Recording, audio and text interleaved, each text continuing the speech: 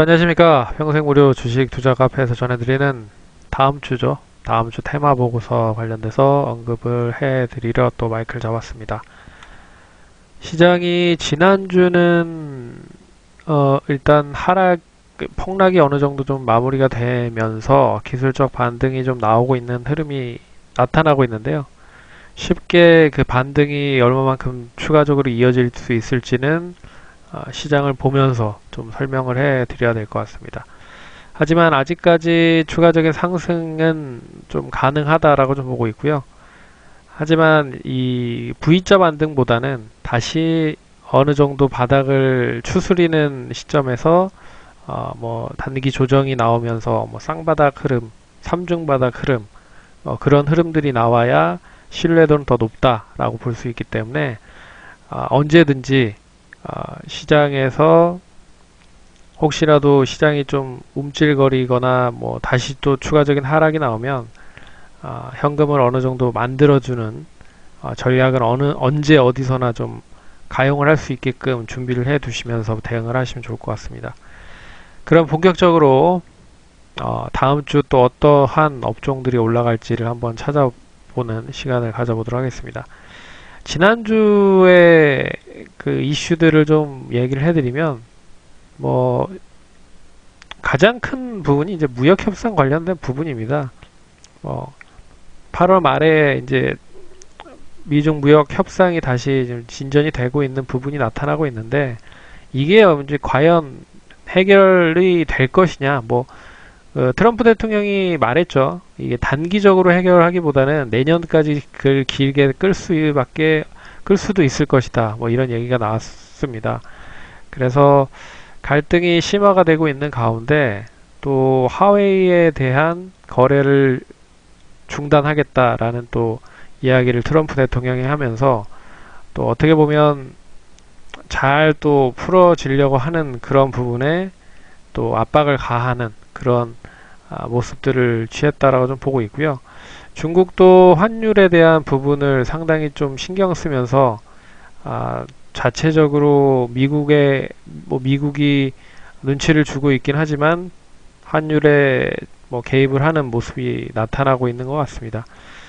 그렇기 때문에 미중 무역 협상이 언제 해소가 되는지가 관건이다라고 좀 보고 있고요. 이 부름이 해소가 되지 않으면 결국 글로벌 시장 자체가 조금 더 지지부진할 가능성이 높다. 그런 부분으로 보시면 좋을 것 같고요.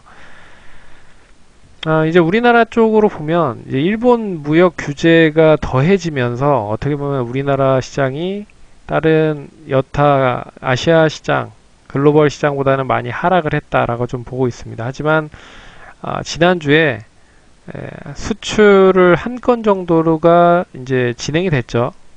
진행이 되면서 일단은 조금 소폭적으로 일본이 완화하는 그런 뉘앙스를 보이긴 했지만 이게 완전히 해소가 된 부분은 아니기 때문에 일단 이 부분도 좀 지켜봐야 될 필요가 있다. 그렇게 보고 있고요. 완전하게 더 크게 이 일본과의 관련된 부분이 완전히 해소된 건 아니다라고 좀 보고 있지만 혹시라도 또 여기보다 더 심하게 또 갈등이 더 확산이 되는 건 아닌 것 같다라고 좀 보고 있어서 일단은 일단락이 될 가능성이 있지 않을까 그렇게 보고 있습니다. 결국에는 2차 또 관련된 부분에 있어서 규제에 대한 얘기가 8월 21일, 23째 주에나 넷째 주에 또 나올 거라고 좀 보고 있어서 그때 또 어떻게 이야기가 나오는지를 보고 이야기를 해야 될 것 같습니다. 그래서 8월 말까지 미중 무역 협상도 있고 일본이 또 어떠한 규제 관련된 뉘앙스를 취하는지에 따라서 상당히 우리나라 시장에 대한 영향력이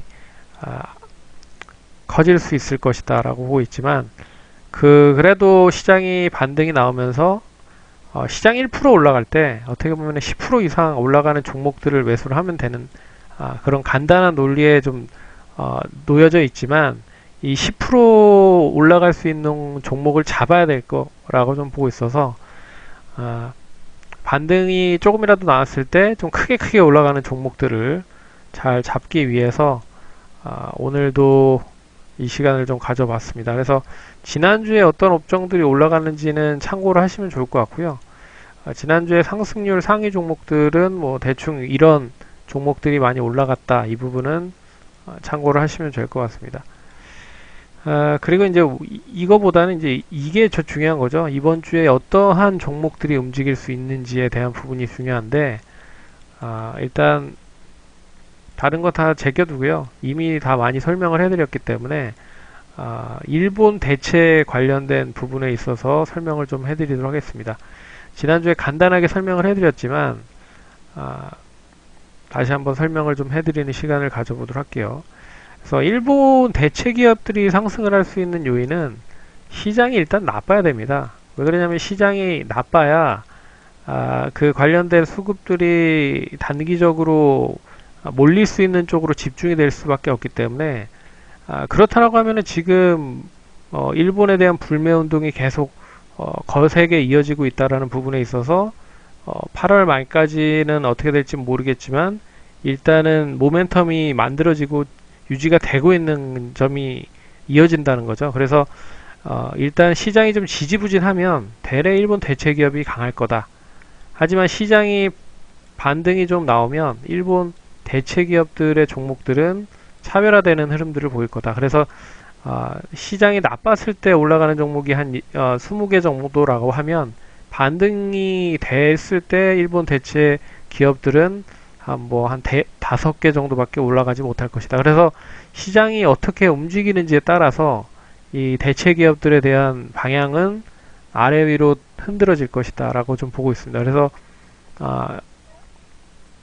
불매 운동이 계속 좀 진행이 되고 있는 부분은 좀 눈여겨보셔야 될 그런 시장의 이슈다라고 좀 볼 수 있어서 단기간에 끝날 것 같지는 않다라고 보고 있고, 시장 반등이 여기서 더 나간다라고 하면 이제 대체 기업들이 좀 수그러드는 모습을 보이겠지만, 반등이 혹시라도 이런 흐름에서 이제 이렇게 꺾이는 흐름들이 나오면 분명히 또 이런 꺾이는 시점에서는 올라갈 수 있는 종목이 그동안에 고점 놀이를 했었던 종목들 가운데서는 일본 대체 기업일 가능성이 크다라는 거죠. 그래서 그런 부분에 있어서 두 번째 좀 얘기를 해드려야 될 것 같습니다. 그래서 시장의 모멘텀이 죽지 않았다라는 부분과, 그리고 시장의